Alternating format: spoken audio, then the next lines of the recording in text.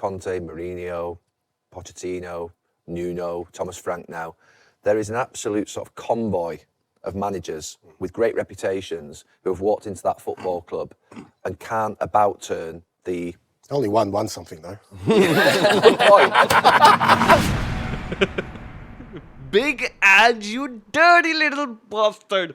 भाई, what an interview by Ange Postecoglou in the overlap. मतलब भाई मजा आ गया. I think the one thing that I want to say, अभी बिल्कुल मतलब instant reaction मैंने अभी जस्ट खत्म किया है वो इंटरव्यू देख के, और जो मेरे दिमाग में सबसे पहले आ रहा है वो ये है कि यार I really miss Ange way of speaking भाई. मतलब इस बंदे में ऐसा कैरिज्मा था ना, वो तुम्हें मानना पड़ेगा. तुम फुटबॉल भाड़ में जाए, उसका फुटबॉल चाहे कितना भी अटैकिंग था, डिफेंस बिल्कुल खराब था, 9 मैन के साथ पगला जाता था, 9 मैन को अटैकिंग फुटबॉल हाई लाइन खिला रहा होता था.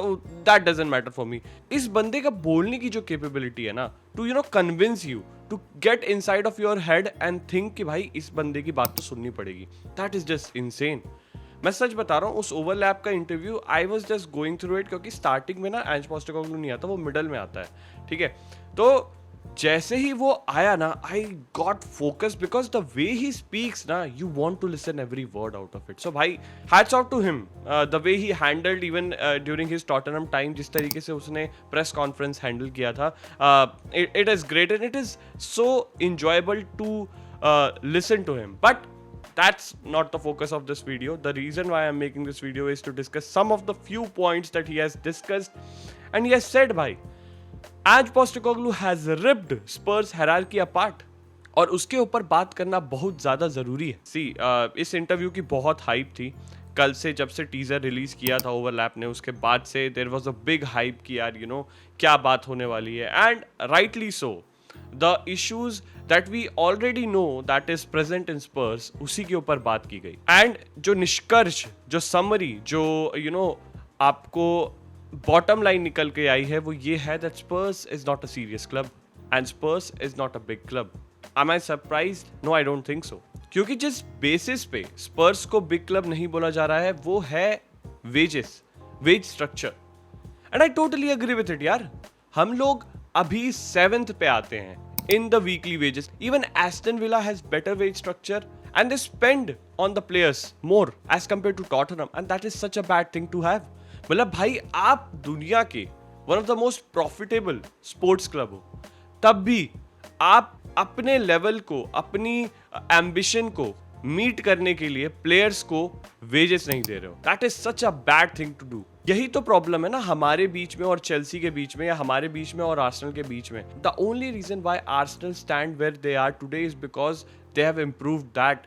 They have started giving more transfer fees. They have started giving more wages to the player, जिससे कि वहाँ पे प्लेयर रहना चाहते हैं, because they know कि यार सैलरी वाइज भी they are earning way well, and इस क्लब ने एम्बिशन दिखाया है to compete.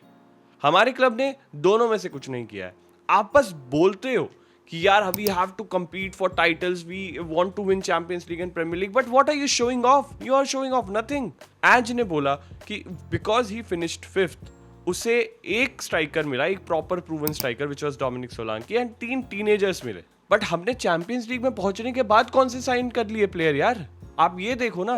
We wanted to sign Gibbs White, it didn't happen. We wanted to sign Eberechi Eze, it didn't happen. We got Xavi Simons, जो कि हमारा पहला option था भी नहीं.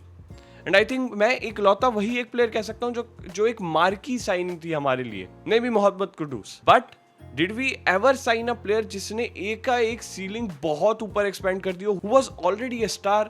Never. We never signed someone like that. एंज ने बोला उसे पेड्रो नेटो चाहिए था, उसे ब्रायन एम्बुएमो चाहिए था, उसे सेमेन्यो चाहिए था, but he got what? Wilson Odobert during his time, जो कि बर्नली रेलीगेट हो रही थी, तो उठा के इसको दे दिया कि भाई देखो इतना ही मिल पाएगा तुम्हें. That is like cost cutting भाई. इट इज, मैं क्या बोलूं, मतलब ये तो बड़े पैमाने पे कॉस्ट कटिंग होंगे. ऐसे मेरी मम्मी बोलती थी यार कि यार नहीं ये मत खरीदो, तुम इससे काम चला दो. जब मैं बोलता था ना नई पेंसिल ला के दे दो मुझे, नई पेंसिल से अच्छी राइटिंग, हैंड राइटिंग बनेगी, तो माँ बोलती थी नहीं, जो छोटी सी पेंसिल बची है उसी को शार्प करो और उससे लिखो. ये वो वाली मेंटालिटी है भाई. मैं माँ की मेंटालिटी नहीं कह रहा हूँ भाई, वो तो छोटे लेवल पे है. आप ये भी समझना, कहीं मेरी माँ को ना कुछ बोलने लगना. मैं बता रहा हूँ आपको, एक एग्जाम्पल दे रहा हूँ. क्या पता भाई, किसी का कोई भी दिमाग चल जाए. एनीवे, बट मेरा इशू ये है कि आप कभी सीरियस ही नहीं थे as a club, and if you are never serious, this is what it boils down to. अभी जो आपके क्लब की हालत है, it is because of that, because you are never serious. You never went with that ambition कि आपको इस club को ट्रॉफीज जितानी है. And I agree with it यार, आई एग्री कि अभी हम लोग एक बिग सिक्स में एक खाली नाम है, and the only reason why we are in big six is because of the legacy that we have. It's far-fetched and बहुत ज़्यादा पुरानी हो चुकी है, but we still have a legacy, and that's why many fans around the world consider Tottenham a big club. But are they big in the stature? Are they big in the ambition? No, they are not. We are even less than Aston Villa at this point of time. ये बहुत बड़ी सोचने की बात है. उसके अलावा एक स्टेटमेंट जो मुझे बहुत अच्छे से याद आ रहा है उस इंटरव्यू में was when Daniel Levy, you know, sat with Ange Postecoglou just before the final, और एंज ने बताया कि मेरे पास आके बोलता है वो कि मैं ना 6-7 फाइनल में रहा हूँ इस क्लब के साथ, हम एक भी नहीं जीते हैं. अब सोचो, एक क्लब का सीईओ, ओनर, आपको सुबह सुबह फाइनल से एक दिन पहले या फाइनल के दिन ही जो भी था उस दिन आपको ये बोल रहा है. This reeks of a weak mentality. तो जब लोग बोलते हैं ना मुझे कि यार and you know Daniel Levy को रखना चाहिए था, और डैनियल लीवी के कारण ही यू नो अब क्लब और ज़्यादा डाउनवर्ड स्पाइरल में चला गया है, मैं बोलता हूँ भाड़ में जाइए बंदा भाई. इस बंदे की मेंटालिटी इतनी ज़्यादा वीक थी, मतलब he was one of the thorns भाई, he was one of the thorns. आज ने क्लियरली बोला कि भाई इस बंदे से मेरी कम्युनिकेशन भी नहीं होती थी, ये बंदा अपना डिस्टेंस बना के रखता था, and he clearly told me कि भाई हम इतने बड़े लेवल के प्लेयर साइन नहीं कर सकते. हो सकता है डैनियल लीवी को वो ऊपर से ही मिल रहा हो, but whatever it was यार, even he was not the right guy for us. कौन सा ओनर भाई, कौन सा सीईओ ये मोटिवेशन देता है जाके कि भाई 6-7 फाइनल में गया हूं मैं, हार ही गए हम लोग हर बार, तो क्या मतलब इस बार भी हार जाएंगे. मतलब इतना तो सेंस रहना चाहिए कि तुमको क्या बोलना है भाई.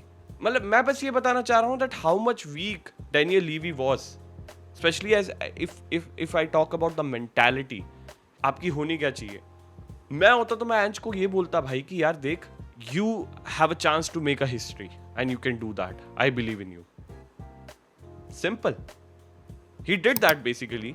उसने खुद अपने बलबूते पे किया. तो इस इंटरव्यू के बाद मुझे एंज पोस्टेकोग्लू के लिए इज्जत बढ़ जाती है भाई, बिकॉज उसने बहुत कम में बहुत ज्यादा किया है हमें. He got 3 teenagers, he got 1 Dominic Solanke, and injury crisis हमारी हो रखी थी, तब भी उसने हमें एक यूरोपा लीग का टाइटल दे दिया. That shows that he has punched above his weight. To dare is to do is the motto of Tottenham Hotspur. Do you think they are working on it? Drop your thoughts in the comments and let me know about that. But this is all my reaction on Ange Postecoglou interview in the overlap. Please make sure to let me know yours. क्या आपके thought हैं, क्या आपको लगा कि उसने सही बोला, क्या आपको लगा उसने शायद गलत बोला. Please make sure to do that. Also make sure to subscribe to the channel, and अगर आपने लाइक नहीं किया है वीडियो को और आपको पसंद आया अभी तक, तो प्लीज यार लाइक कर दो. It will really mean a lot. Will see you in the next video. Till then have a great day.